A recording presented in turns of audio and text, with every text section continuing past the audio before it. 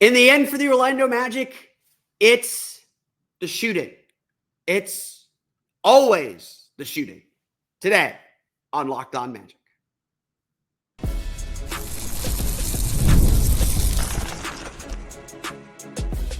You are Locked On Magic, your daily Orlando Magic podcast. Part of the Locked On Podcast Network, your team every day. And you are indeed Locked On Magic. Today is March 20th, 2025. My name is Philip Rossman. I'm the senior writer over at OrlandoMagicDaily.com. Of course, follow me on Twitter at PhilipRR_OMD and on Blue Sky at PhilipRR. On today's episode of Locked On Magic, it's the shooting. I don't need to say anything else. It's the shooting. Why the Magic continue to struggle with the most basic thing and why that is the only thing holding them back. We're going to get to that coming up here in just a moment. First, we want to thank you again for making Locked On Magic part of your day every day, no matter when you listen to us, whether it's first in the morning, whether it's right when you upload. We truly appreciate you making Locked On Magic part of your day every day. You can make Locked On Magic even bigger part of your day with the Locked On Magic Daily Newsletter, the one-stop for ultimate team and league coverage delivered right to your inbox. Sign up for free now at LockedOnDaily.com. That's LockedOnDaily.com. And start your day with the all-new free Locked On Magic Newsletter. Today's episode of Locked On Magic is brought to you by Game Time. Download the Game Time app, create an account, and use code LOCKEDONNBA for $20 off your first purchase. Let's be real.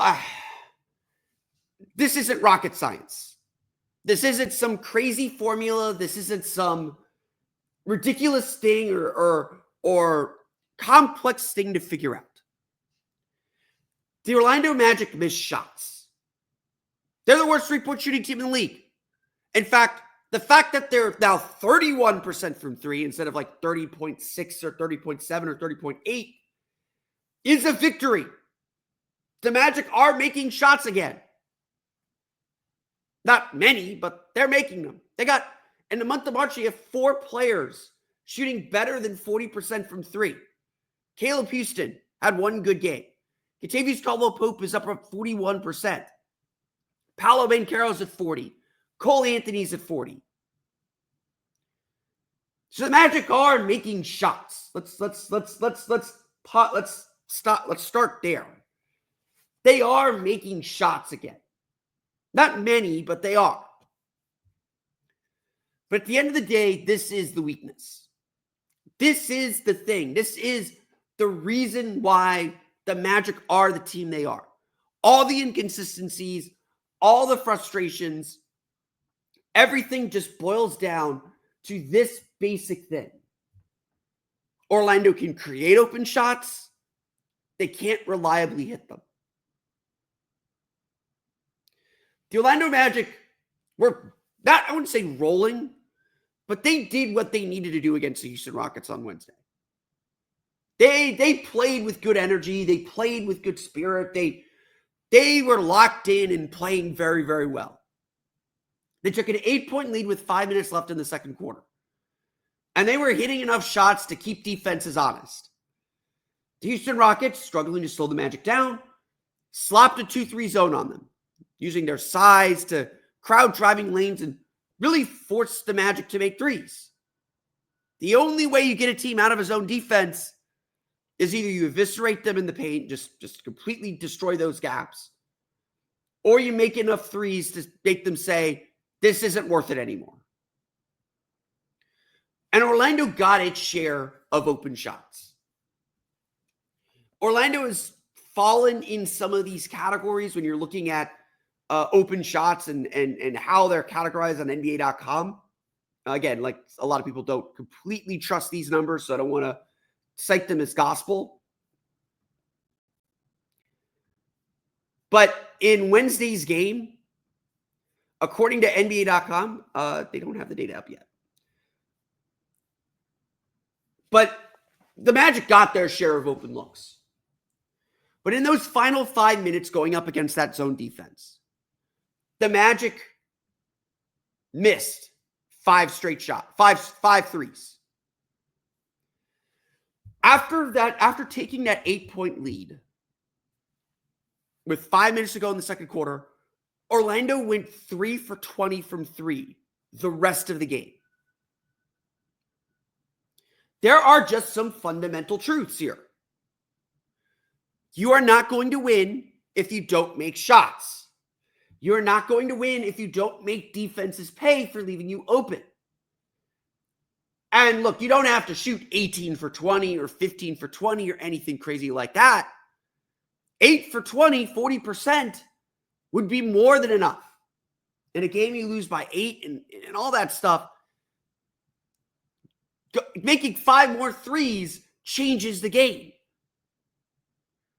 But when you miss 9 straight threes, giving up a 20-8 run to end the second half, allowing Houston to pick up some momentum, get some long rebounds, get out in transition, beat your defense before it gets set, and extend their lead with a 32-20 third quarter, when your offense just can't create space because you can't shoot,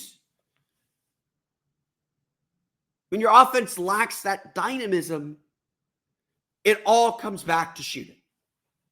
And again, I'm not telling you anything you don't already know. Jamal Mosley said after the game, the way you beat his own defense is you have to shoot it. You have to outshoot it. He also said after the game, it would be a problem if we weren't getting open shots. The Magic are getting plenty of open shots. That number, again, NBA.com's number is a glimpse. It's not the full picture. Those open shots have decreased over the course of the year. The Magic are not getting the quality looks that they were getting earlier in the season. But this is all about shooting. If the Magic could hit a few more threes, things would be a lot different. Having said that, look, the Houston Rockets aren't a good three-point shooting team either. They only made 11 of 35. Just 2 more threes, same number of attempts. The difference is when those threes came. The difference is how they took advantage of those shots. And the difference is the Magic have been through this so many times. They've lost some faith in their defense. They've lost some faith in what they're able to do. The Rockets had different ways to attack. They have different ways to score, and they have different ways to still put pressure on the defense. It's frankly, with the Magic, it's frankly not even the shooting problem anymore. And I'm going to talk more about that here in a minute. It's everything that the shooting problem creates. Everything the shooting problem creates that the Magic just haven't been able to solve. Because they are just a very one-dimensional offensive team. And that is probably the greatest sin and the greatest mistake and the greatest miscalculation of this season is Paolo and Franz are kind of it offensively. And the Magic are hoping somebody comes along for the ride. On that note, though, the Magic didn't stop fighting. Yes, they shot 33% in the third quarter. They just have one bad quarter offensively, and it just collapses the whole thing. They trailed by as much as 16. They cut the lead down to 7 with 2 minutes to go. They had to play perfect, and they missed floaters and shots that they need to make. Wednesday's game, 116 went away, by the way, was not about effort. It was not about this team falling back into bad habits. This was not about the team getting blown out. You lost to a good team, a team, 8-game win streak for the Rockets now. It's not the end of the world to lose to them. You lose to Washington on Friday, that's bad. Can't lose to that. Can't lose that game. You got to find ways to steal some wins here. We've talked about this. Got to find ways to stack wins. You can't just tread water right now, especially with the schedule Atlanta has coming up. The Magic have to find some confidence. And it's just not there. Before we move to some bigger picture stuff, let's go through the box score because there's a lot to talk about. We're going to get to that coming up here in just a moment. But first, today's episode of Locked On Magic is brought to you by our friends over at Robinhood. With Robinhood Gold, you can now enjoy the VIP treatment, receiving a 3% IRA match on contributions, on retirement contributions. The privileges of the very privileged are no longer exclusive. With Robinhood Gold, your annual IRA contributions boosted by 3%, plus you also get 4% APY on your cash in non-retirement accounts. That's more than 8 times the national savings average. The perks of the high net worth are now available for any net worth. The new gold standard is here with Robinhood Gold. To receive your 3% boost on annual IRA contributions, sign up at Robinhood.com/gold. Investing involves risk. Rate subject to change. 3% match requires Robinhood Gold at $5 per month for 1 year from first match. Must keep funds in IRA for 5 years. Go to Robinhood.com/boost. Over 8 times the national average savings account interest rate claim is based on data from the FDIC as of November 18th, 2024. Robinhood Financial LLC, member SIPC. Gold membership is offered by Robinhood Gold LLC. Today's episode of Locked On Magic is also brought to you by our friends at Game Time. There's nothing like watching basketball live. The energy of the crowd, the sound of sneakers on the hardwood, maybe even a celebrity signing courtside. If you want to catch a game in person, Game Time makes getting tickets easier than ever. Game Time's new feature, Game Time Picks, filters out the fluff and shows you only the best deals on great seats so you don't have to waste time scrolling through thousands of tickets. With easy ticket shopping, you just check the Game Time app and there are amazing deals on some huge matchups coming up, and not just basketball, but concerts, it's soccer, anything going on in the city. And Game Time Picks even highlights super deals, giving you the best bang for your buck. Take the guesswork out of buying tickets with Game Time Picks. Download the Game Time app, create an account, and use code LOCKEDON NBA for $20 off your first purchase. Terms apply. Again, create an account, redeem code LOCKEDON NBA. That's LOCKEDON NBA for $20 off. Download Game Time today. What time is it? Game time.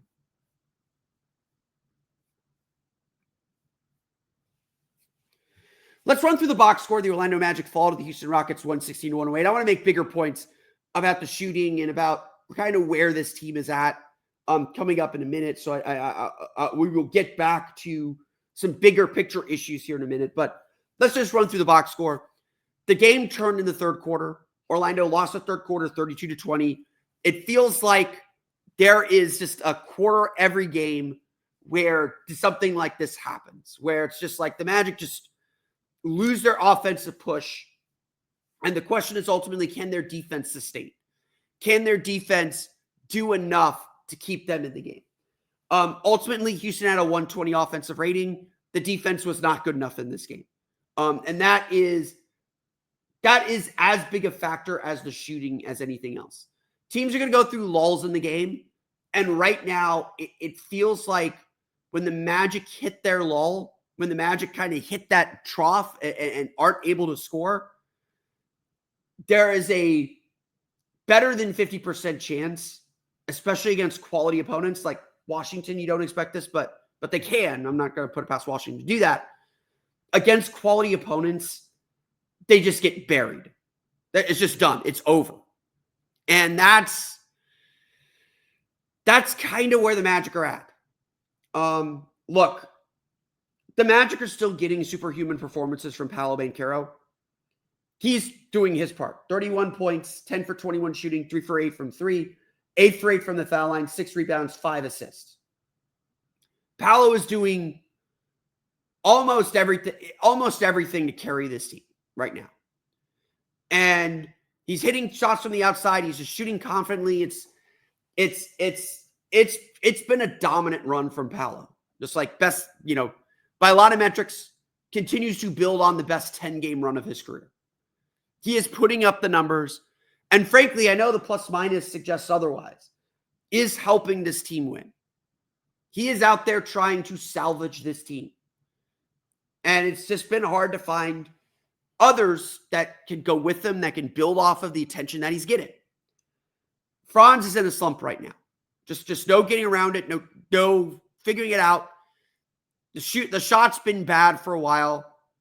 He is struggling a little bit more with his floaters, and I thought he got better at it as the game went on. So, hopefully this means we're coming out of it. But Franz at 20 points, 8 for 19 shooting, 2 for 5 from 3, 8 rebounds, 7 assists, but had 6 turnovers.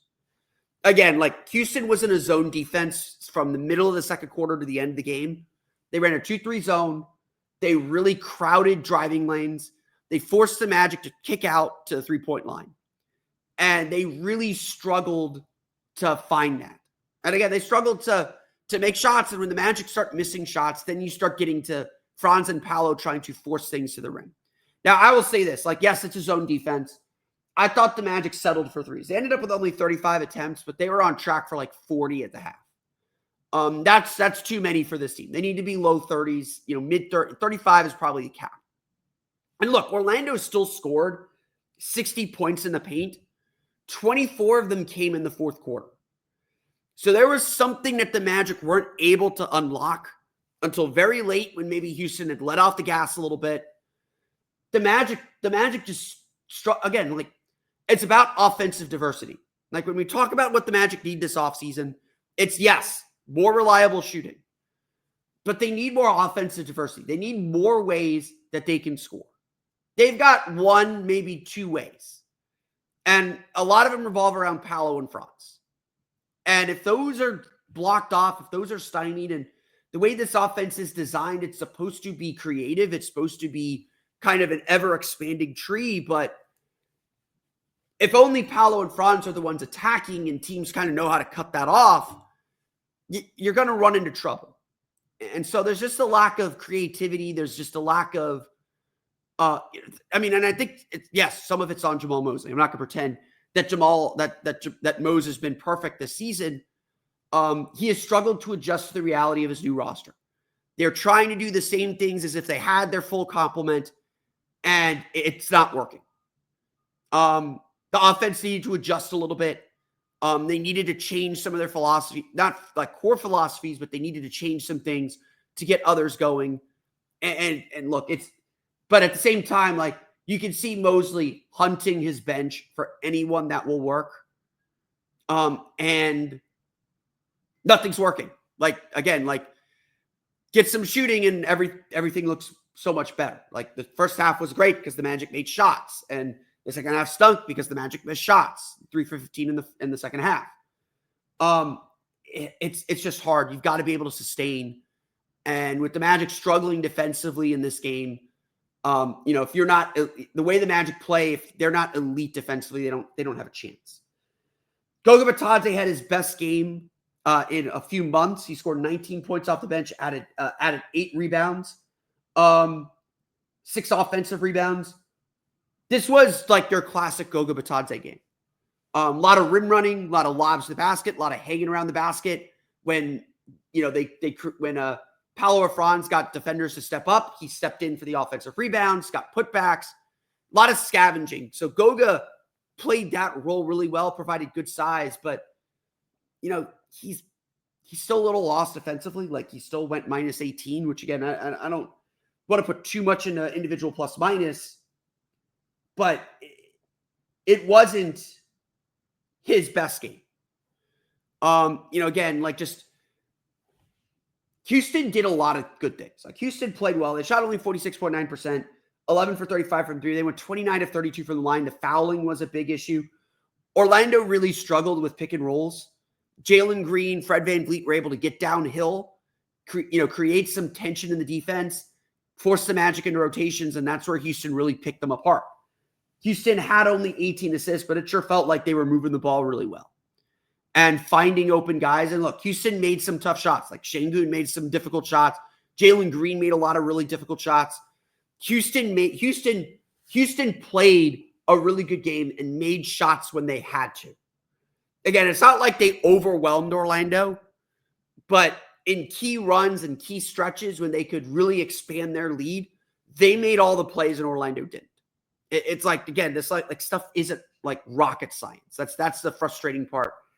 It's Orlando snapping to attention, playing the way we know they're capable of, and doing that just a little bit longer to get through these lulls. And instead, Orlando seems to play their worst defense when they're playing their worst offense. Like, that's the problem. You go through the whole roster. Like, Corey Joseph had another nice game, 13 points, 5 for 9 shooting. Kentavious Caldwell-Pope started off really well, 10 points, 4 for 12 shooting, 2 for 8 from 3. Like I said, he missed his last 5 threes. They were open. They were good shots. He needs to keep taking them. He's making them right now. I don't think this game necessarily derails that. But again, he's out there to make shots, and he hasn't made shots for most of the year. This was a game where they needed a better KCP game because that's where the ball was naturally flowing. Like, again, Orlando, I think, did a lot of things well.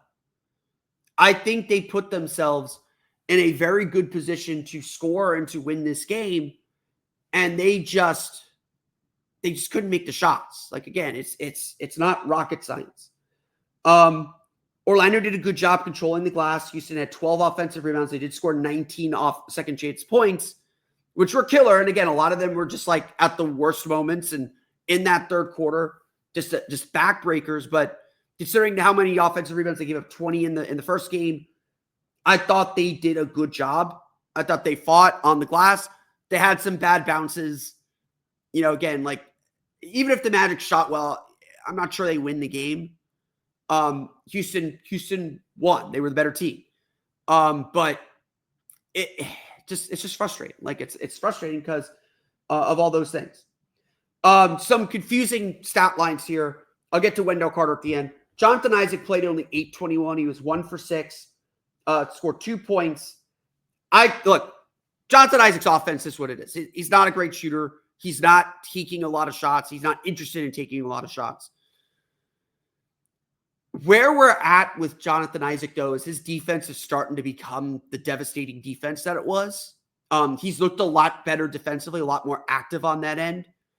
And in the second quarter, Orlando built their 8-point lead a lot because of the work that Jonathan Isaac did.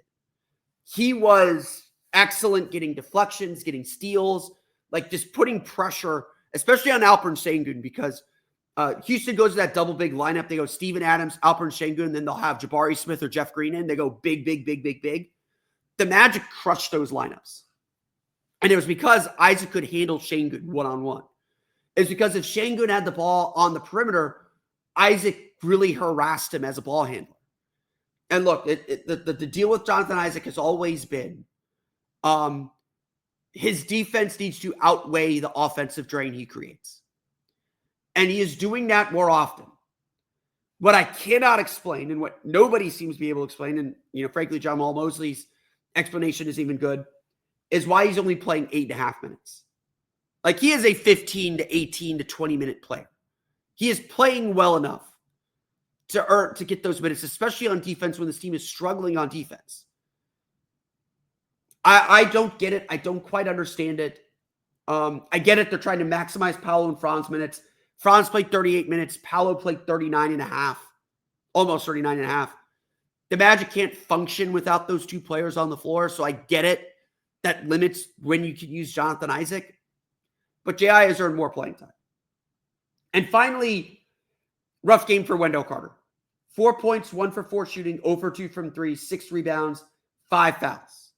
Picked up 2 fouls quickly, very early, kind of lost his rhythm in the game. Frankly, some moments where, and it wasn't just Wendell, but frankly, some moments where he passed up open shots, seemed like he wasn't looking to be aggressive, looking to get those shots. And look, we talked about it for the last 2 days. Aggression, confidence are everything for this team. They looked like they were playing a little tentative. They looked like they were, especially when the misses started in the second quarter, they looked like they were not willing to play the way they need to play. And like Wendell Carter is a big symptom of that. He is a big signaler of that. His energy just wasn't in the right place.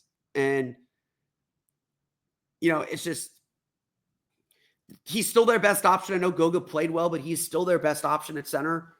And again, that just tells you the personnel issues the Magic have right now.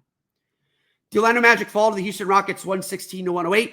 We'll talk about why it's time to just not worry about the shooting anymore. We'll get to that coming up here in just a moment. But first, today's episode of Locked On Magic is brought to you by our friends at Upwork. Scaling your business requires the right expertise at the right time. With Upwork, you can find specialized freelancers in marketing, development, design, and more. Experts ready to help you take your business to the next level. Upwork gives businesses flexibility by connecting them with top freelance talent across multiple industries, including IT, AI, web development, and marketing. Whether you need extra hands for a project or a long-term partner, Upwork makes hiring simple and affordable. If you need help with a marketing campaign, Upwork can connect you with a freelance expert who's delivered incredible results. Posting a job is free and simple, and within a day, multiple candidates will be provided for you to choose from. Instead of hiring full-time, Upwork helps find affordable, top-tier freelancers to scale your business efficiently. Visit Upwork.com right now and post your job for free. That's Upwork, UPWORK.com. Upwork.com to connect with top talent and grow your business today.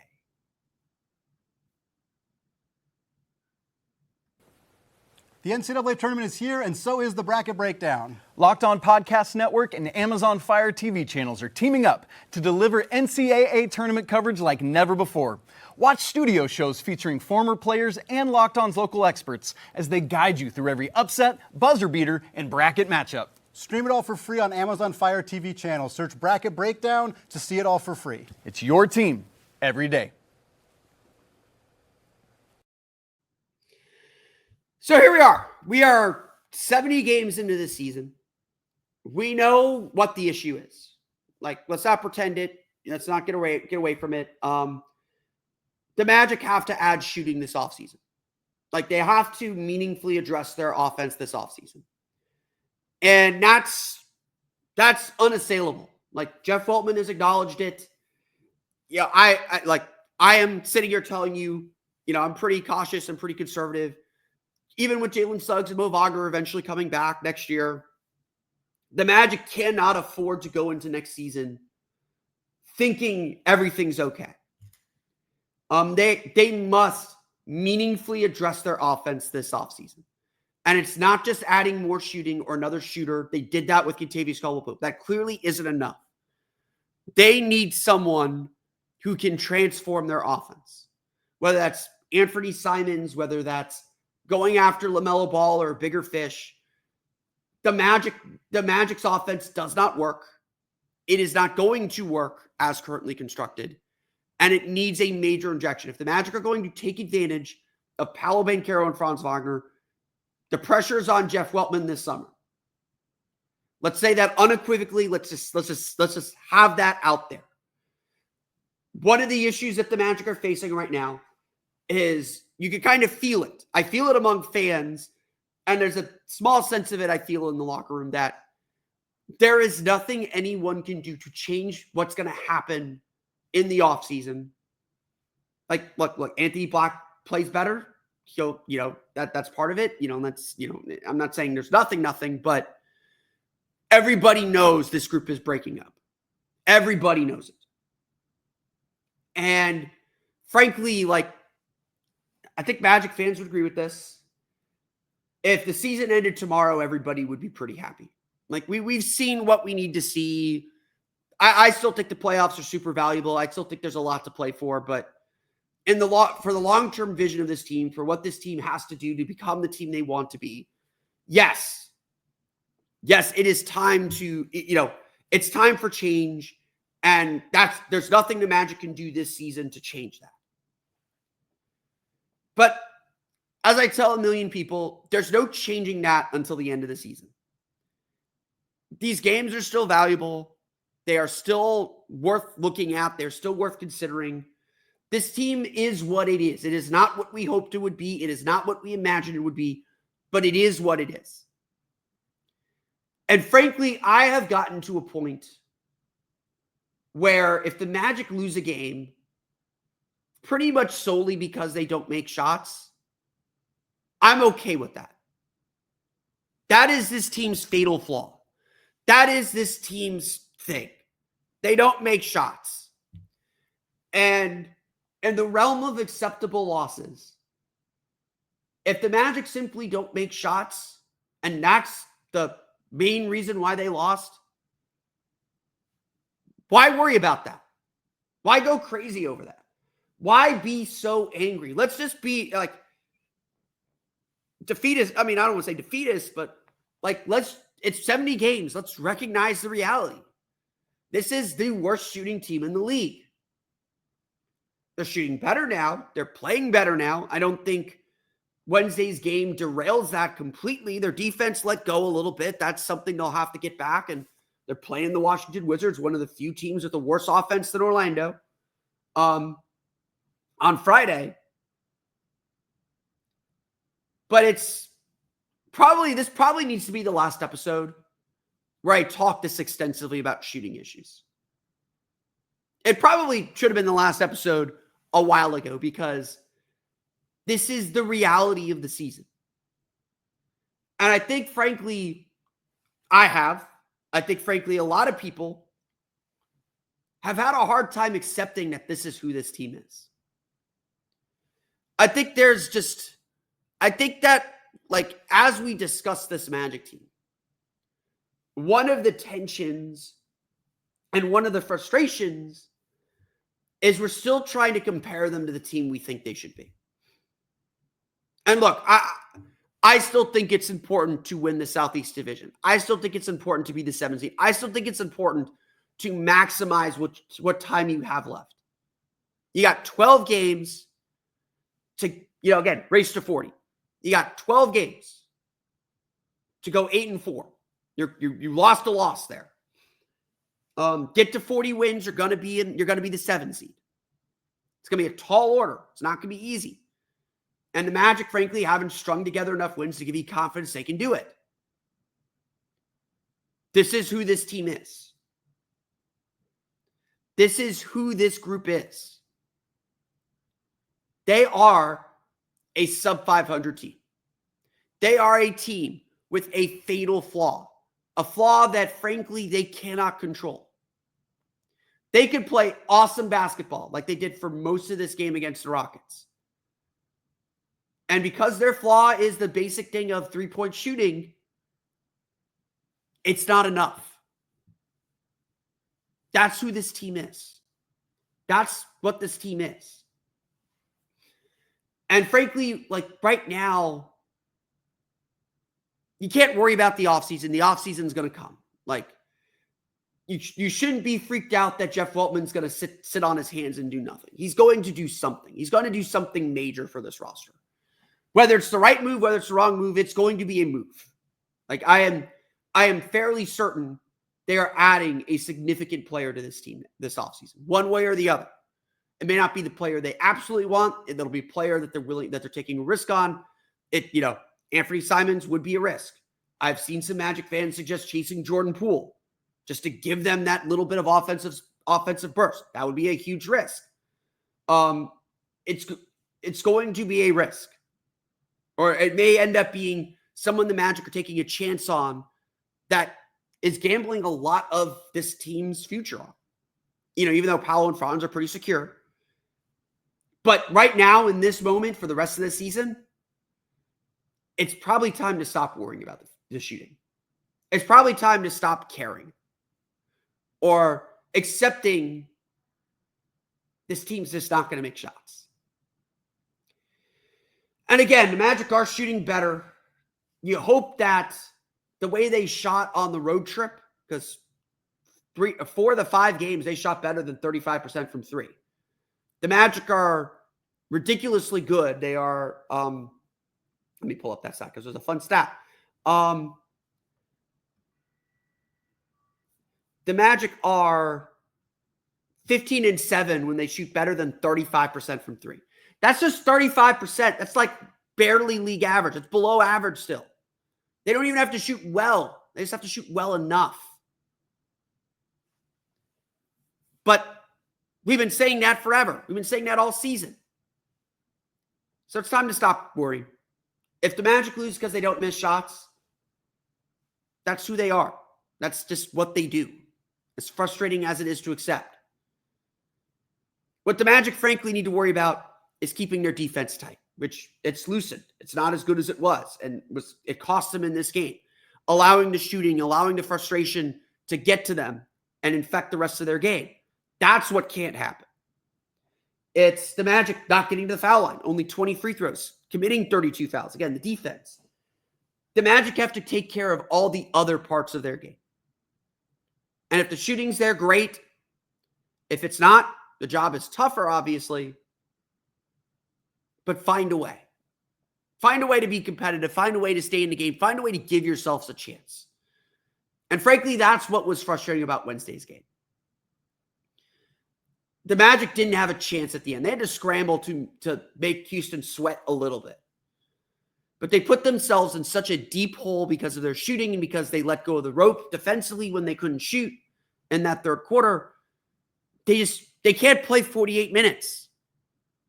They've got probably 40 minutes of offense in them. And those 8 minutes get dark when they don't play, when they don't have offense.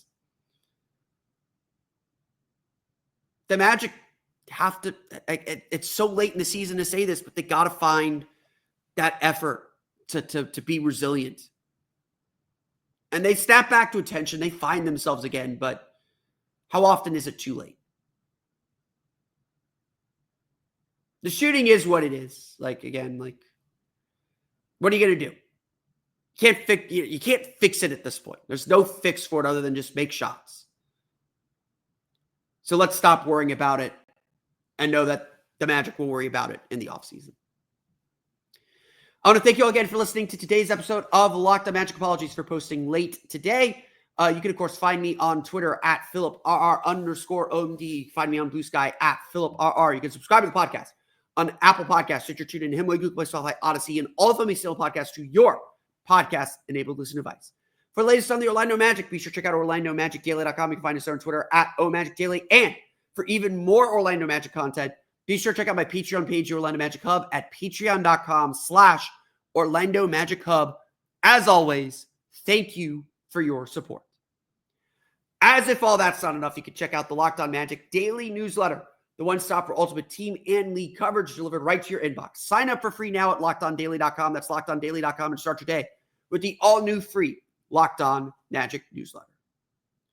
That's going to do it for me today, though. I want to thank you all again for listening to today's episode of Locked On Magic. For Orlando Magic Daily and Locked On Magic, this has been Philip Rossman-Reich. We'll see you all again next time for another episode of Locked On Magic.